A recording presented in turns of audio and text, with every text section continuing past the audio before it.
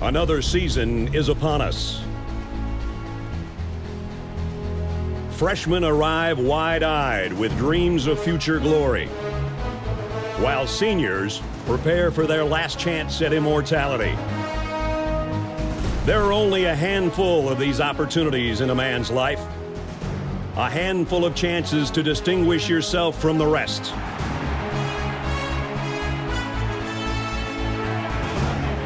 It's on these fields where history is made, where legends begin and heroes triumph. Traditions tell the story of what you represent, of those that forge the legacy you uphold. When you come charging out of the tunnel, 100,000 people will be watching your every move. How you respond to that pressure is what defines you. These are the moments that reveal your toughness, your determination, and your pride. The Roughnecks on the Sooner Schooner. Ralphie charging out of the gate. And Chief Osceola planting his spear.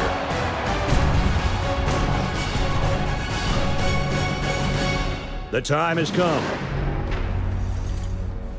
Your time is now. Today we will explore NCAA Football 12, one of the most forgotten and hidden treasures as far as NCAA video games go. It's been 10 years, can you believe it? 10 years since we've had the last release of an NCAA football game in NCAA 14, and I gotta admit, we are missing it, we are craving it, and it sounds like with all the impending lawsuits and NIL and all this stuff going on, they've already delayed the game once, and it could happen again. Hopefully not, but it's a real possibility. So let's deep dive into NCAA Football 12 and look at why this game is maybe the most underrated NCAA football game of its generation. First off, this was the perfect year for football.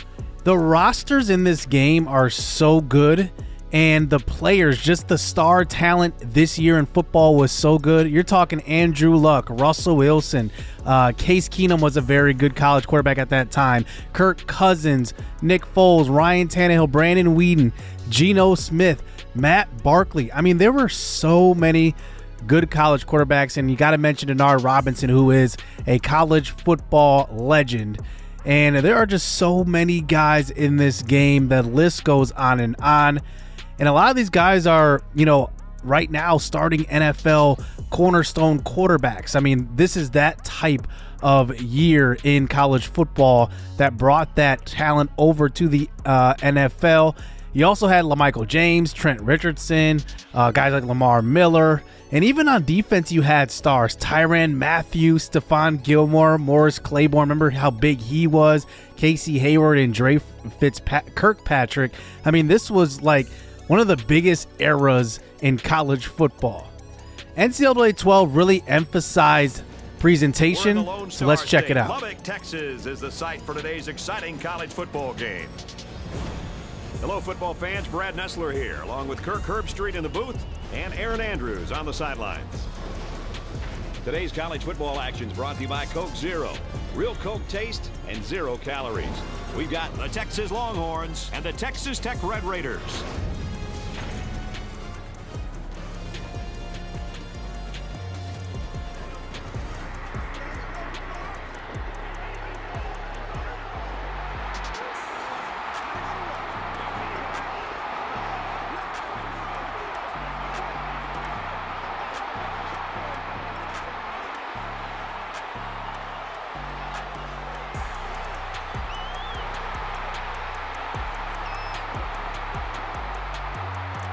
Come the Red Raiders.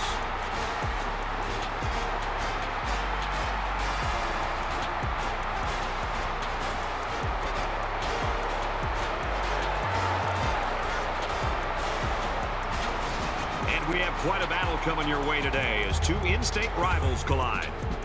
For Texas Tech, they've got a strong safety who can get things done all over the field. Let's see what he can do against a really strong quarterback. This will test a lot of his skills. This was maybe like one of the best presented games even the gameplay lighting was very, very good in this game.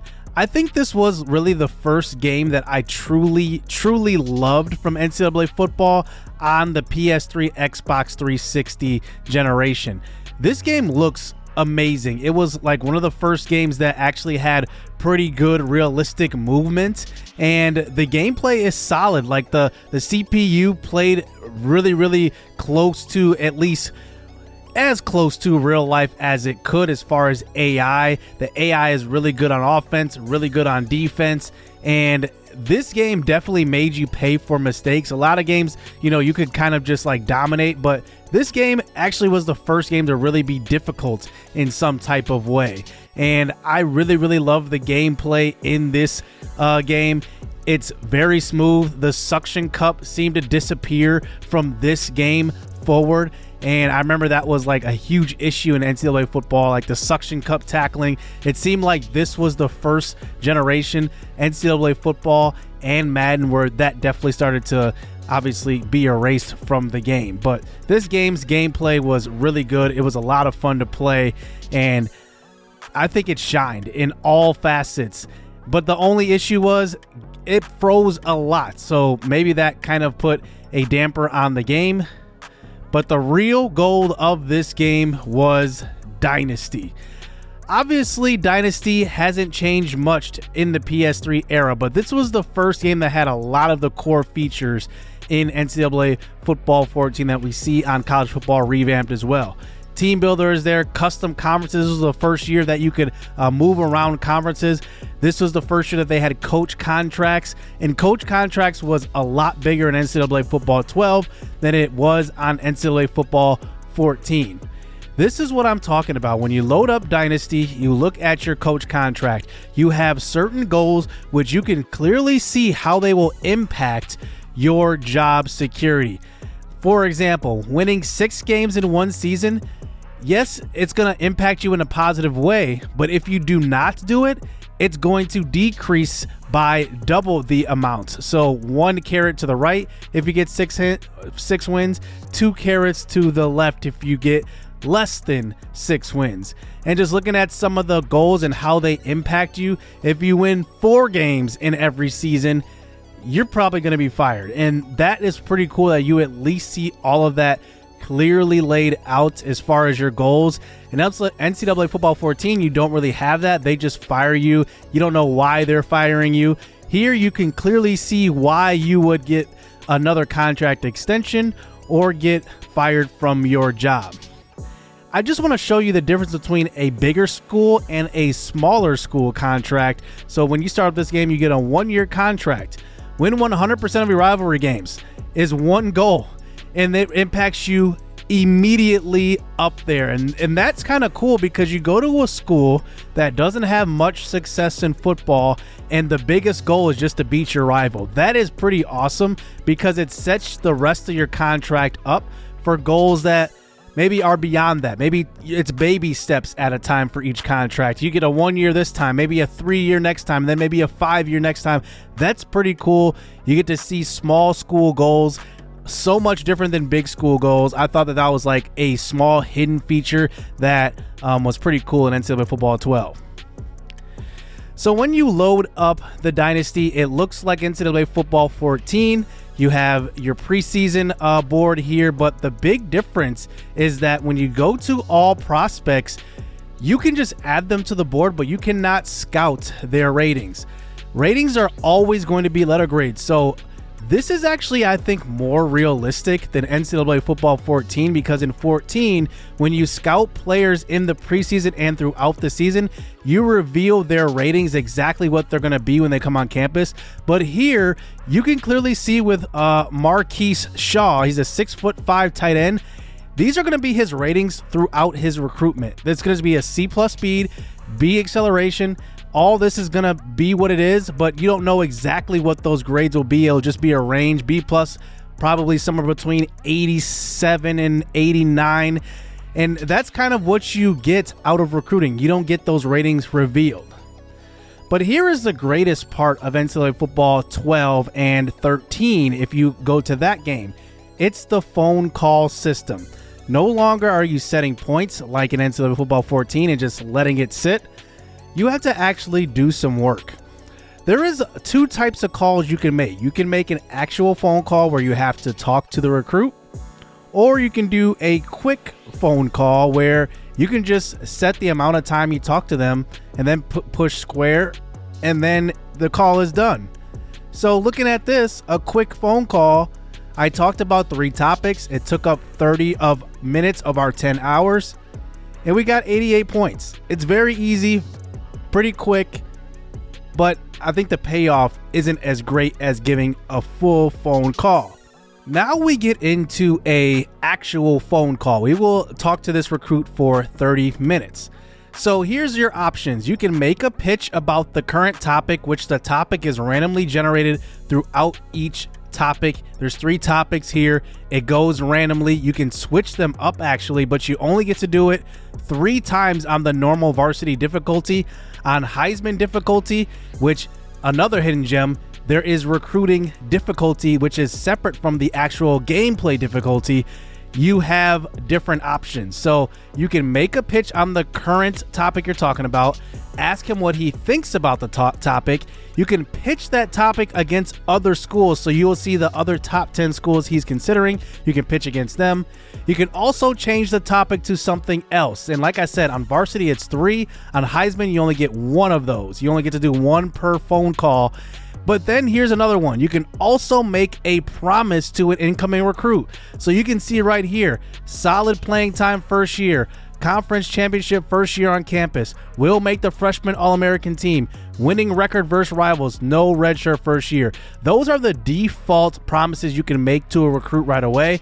Once you start fulfilling promises, other promises will be unlocked. As you can see, the others are grayed out, like guaranteeing a national title.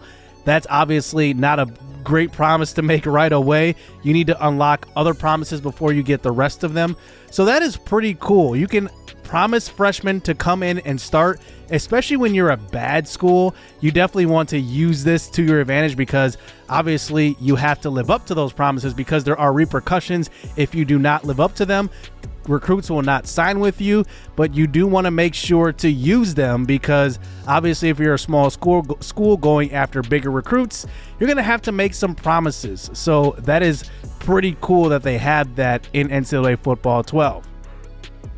As you can see, as we are going along in this call, we are pitching against other schools, and you see our score goes up, so we get 59 points, and the opposing school goes down.